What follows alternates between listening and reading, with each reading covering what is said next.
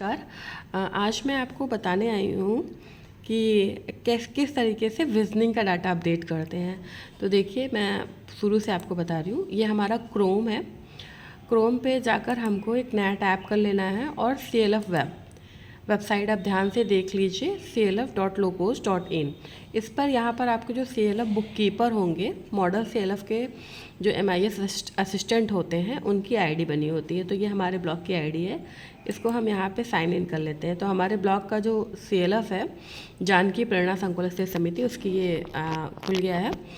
इसके बाद हम यहाँ पर इनपुट में जाएंगे और इनपुट में हमारी कंपाइलेंस होता है, चौथे नंबर का ऑप्शन है, उस पर हम यहाँ पर क्लिक करेंगे।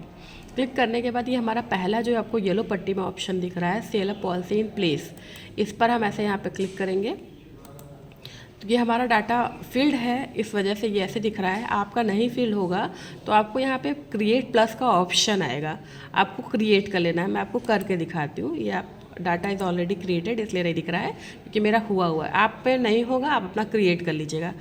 अब यहाँ पर मैं अपना डाटा खोल के दिखाती हूँ कि कौन कौन से ऑप्शन आते हैं, कि पहले से आप उसकी तैयारी कर लीजिए। जैसे CBO HR पॉलिसी, मतलब आपने CLF की कोई पॉलिसी बना रखी है तो आपको इस पर यस करना है। गवर्नेंस पॉलिसी, मतलब जो पहले से हो। और फिर इसके बाद ये आपका सेकंड ऑप्शन है, does the CLF organise have a document policy for the periodical rotation in the leadership role. तो आप जो भी आपके CLF में हुआ हो वो आप कर दीजिए यहाँ पर। Are CLF executive committee or governing body member remembers for the paid any charge for the mission government. तो अगर ये नहीं होता है अमूमन, आप नो कर सकते हैं। देख लीजिए, इसमें आपको कुछ करना भी नहीं है। यहाँ पे पूछ रहा है फाइनेंशियल पॉलिसी, मतलब वित्तीय लेन देन के लिए कोई आपने पॉलिसी बना रखी है, तो हम लोगों ने बना रखी है, इसलिए हमने यस कर रखा है। Whether CLF conduct visioning first exercise, तो हमारे यहाँ विजनिंग 1 का जो है हो चुका है, प्रशिक्षण भी हो गया, एक्सरसाइज भी कर लिया गया है। तो हमने यहाँ पे यस किया गया।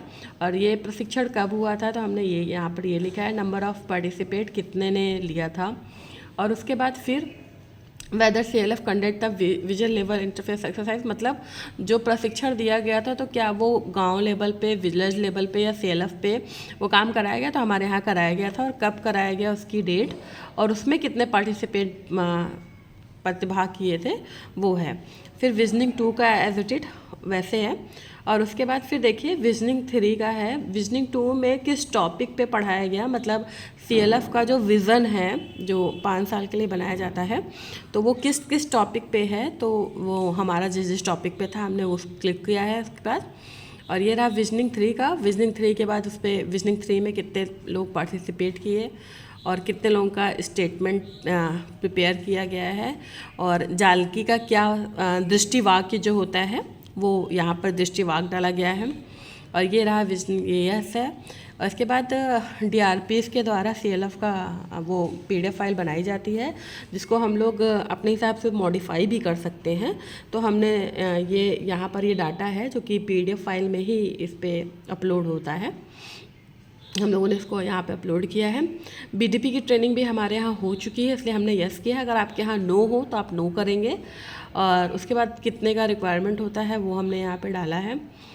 और फिर जो हमारा विज़न है उसका क्या गोल है वो हमने यहाँ पे डाला है। और यहाँ पर GRP के बारे में भी हम लोगों ने यस किया है। इसके बाद इसको हमने अपडेट कर दिया है।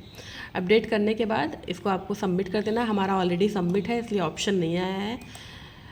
तो ये रहा आपके सामने कि कैसे हम विजनिंग 1, 2, 3 का प्रशिक्षण अपडेट करेंगे।